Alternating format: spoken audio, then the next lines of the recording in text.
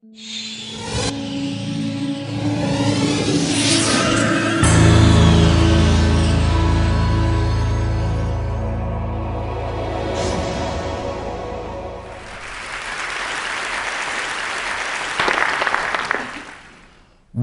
upon a time, at the age of 24, I was a student at St. John's Medical College in Bangalore. I was a guest student during 1 month of a public health course, and that changed my mindset forever. The course was good, but it was not the course content in itself that changed the mindset. It was the brutal realization the first morning that the Indian students were better than me. You see, I was a study nerd. I loved statistics from a young age, and I studied very much in Sweden. I used to be in the upper quarter of all courses I attended, but in St. John's, I was in the lower quarter. And the fact was that Indian students studied harder than we did in Sweden. They read the textbook twice, or 3 times, or 4 times. In Sweden, we read it once, and then we went partying. and that, to me, that personal experience was the first time in my life that the mindset I grew up with was changed. And I realized that perhaps the Western world will not continue to dominate the world forever.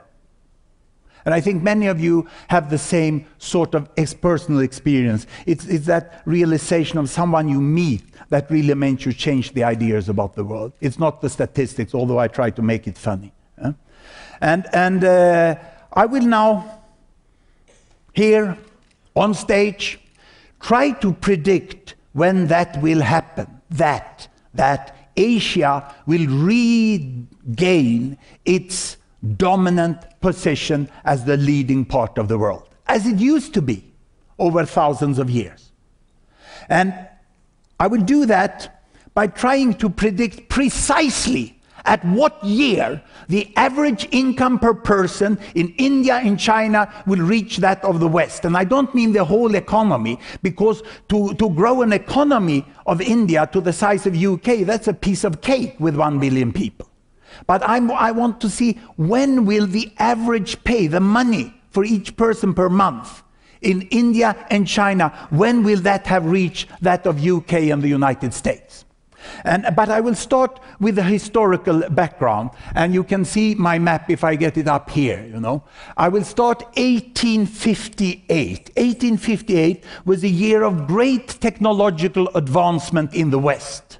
That was the year when Queen Victoria was able for the first time to communicate with President Buchanan through the transatlantic telegraphic cable, and they were the first to Twitter transatlantically.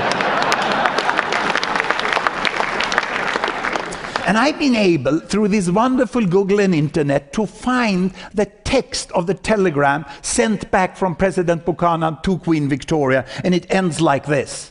This telegraph is a fantastic instrument to diffuse religion, civilization, liberty and law throughout the world. Those are nice words. But I got sort of curious of what he meant with liberty, and liberty for whom.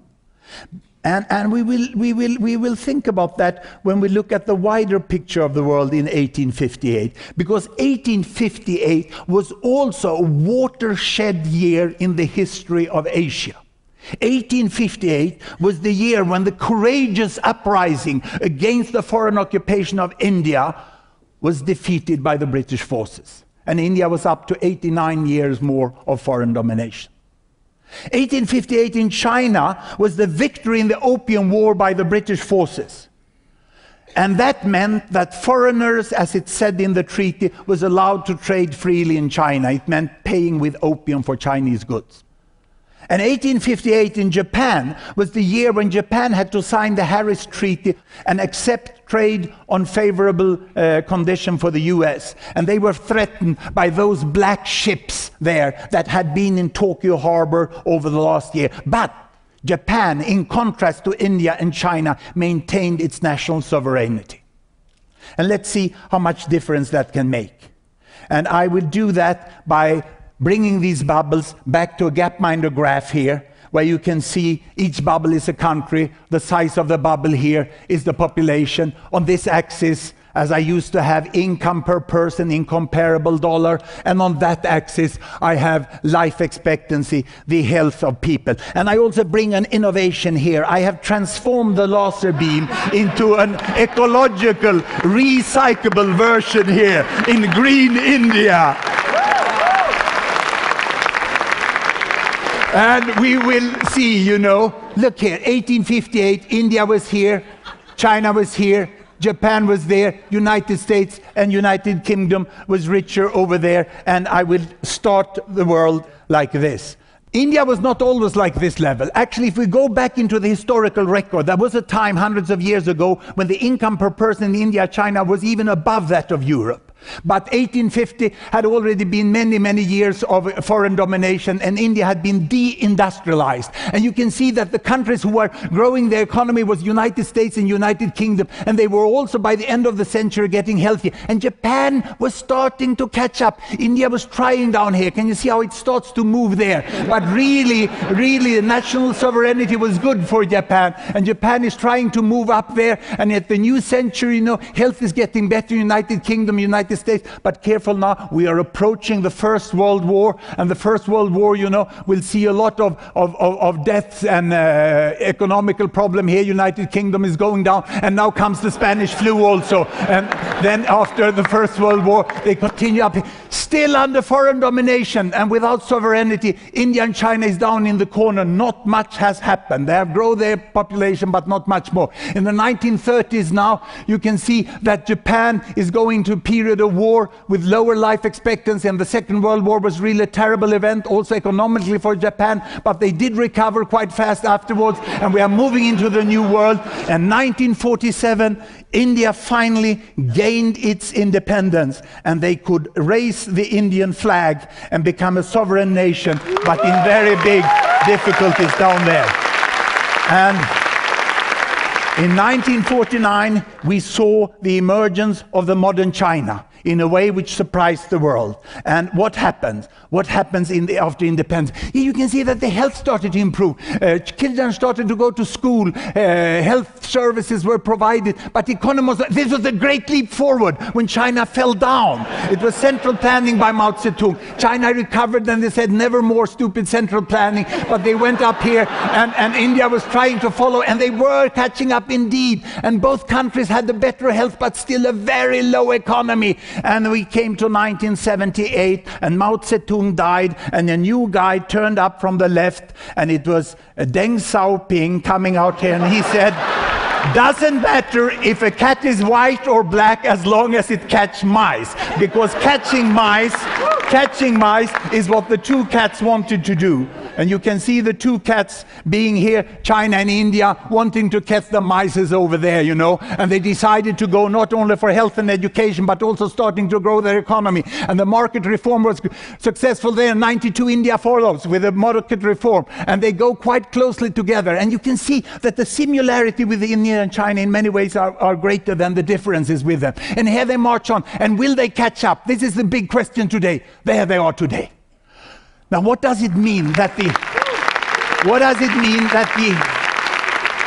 average is there? This is the average of China. If I would split China, look here. Shanghai has already catched up. Shanghai is already there. And it's healthier than the United States. Huh? But on the other hand, Guizhou, one of the poorest inland provinces of China, is there. And if I split Guizhou into urban and rural, the rural part of Guizhou goes down there.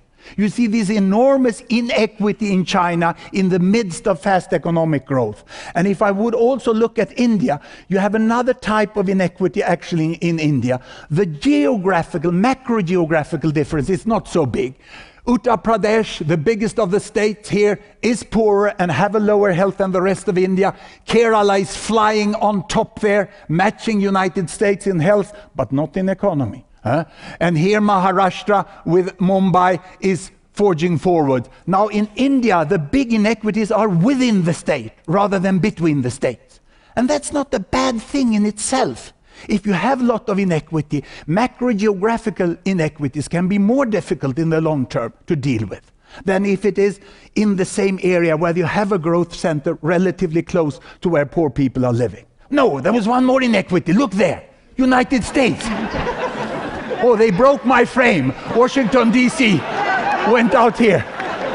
My friends at Gapminder wanted me to show this because there's a new leader in Washington who is really concerned about the health system, and I can understand him because Washington, D.C.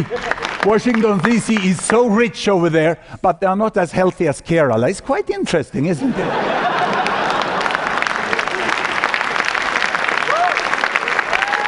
I can see a business opportunity for Kerala helping fix the health system in the United States. Now, here we have the whole world. You have the legend down there. And when you see the two giant cats here pushing forwards, you see that in between them and ahead of them is the whole emerging economies of the world, which Thomas Friedman so correctly called the flat world. You can see that in health and education, large part of the world population is putting forward, but in Africa and other parts, as in rural Guizhou in China, there are still people with low health and very low economy. We have an enormous disparity in the world, but most of the world in the middle are pushing forwards very fast. Now, back to my projections. When will it catch up? I have to go back to a very conventional graph.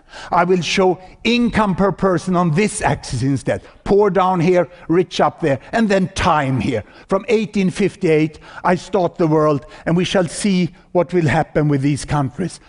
You see, China under foreign domination actually lowered their income and came down to the Indian level here, whereas UK and United States is getting richer and richer, and after the Second World War, United States is richer than UK. But independence is coming here, growth is starting, economic reform, growth is faster, and with projections from IMF, you can see where you expect them to be in 2014. Now the question is, when will the catch-up take place? Look at the United States. Can you see the bubble? The bubbles of, not my bubbles, but the financial bubbles. That's a dot-com bubble. This is the Lehman Brothers doorstep there. You see it came down there. And it seems as this is the Northern Rock coming down there, you know. So they doesn't seem to go this way, these countries. They seem to go in a more humble growth way, you know. And people interested in growth are turning their eyes towards Asia. I can compare to Japan. This is Japan coming up. You see, Japan did it like that. We add Japan to it. And there is no doubt that fast catch-up can take place. Can you see here what Japan did? Japan did it like this until full catch-up, and then they follow with the other high-income economies. But the real projections for those ones, I would like to give it like this. Can be worse, can be better. It's always difficult to predict, especially about the future. Now, a historian tells me it's even more difficult to predict about the past, but I think I'm in a difficult position here. Inequalities in China and India, I consider really the big obstacle. Because to bring the entire population into growth and prosperity is what will create a domestic market, what will avoid social instability, and which will make use of the entire capacity of the population. So social investments in health, education, and infrastructure and electricity is really what is needed in India and China. You know the climate. We have great international experts within India telling us that the climate is changing and actions has to be taken. Otherwise, China and India would be the countries most to suffer from climate change. And I consider India and China the best partners in the world in a good global climate policy. But they ain't going to pay for what others who have more money have largely created, and I can agree on that. But what I'm really worried about is war. Will the former rich countries really accept a completely changed world economy and a shift of power away from where it has been the last 50 to 100 to 150 years back to Asia? And will Asia be able to handle that new position of being in charge, of being the most mighty and governors of the world? So always avoid war, because that always pushes human beings backward. Now, if these inequalities, climate and war can be avoided, get ready for a world in equity, because this is what seems to be happening. And that vision that I got as a young student, 1972, that Indians can be much better than Swedes, is just about to happen. And it will happen precisely the year 2048, in the later part of the summer, in July, more precisely the 27th of July.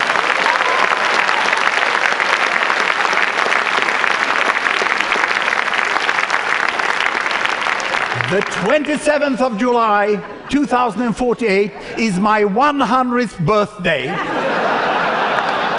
And I expect to speak in the first session of the 39th TED India. Get your bookings in time. Thank you very much.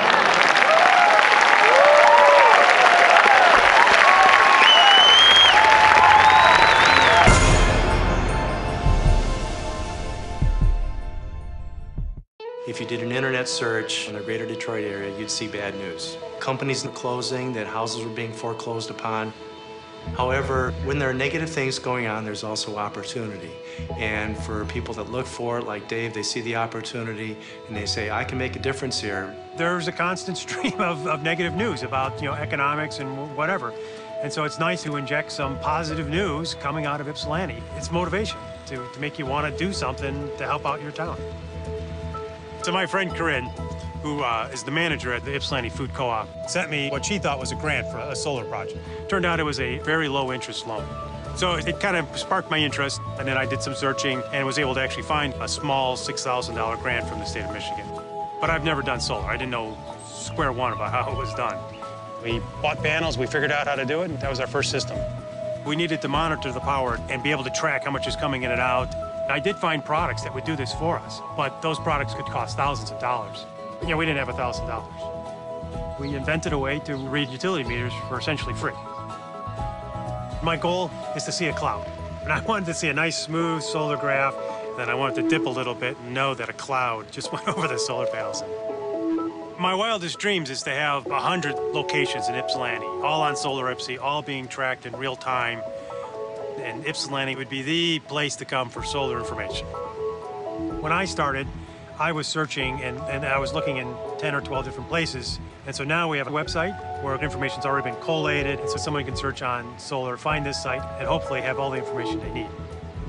It's just amazing that you see people in far-off remote villages in like Mongolia, if they're looking for solar power or for some information, it's there for them to find. And it's happened, it's so cool.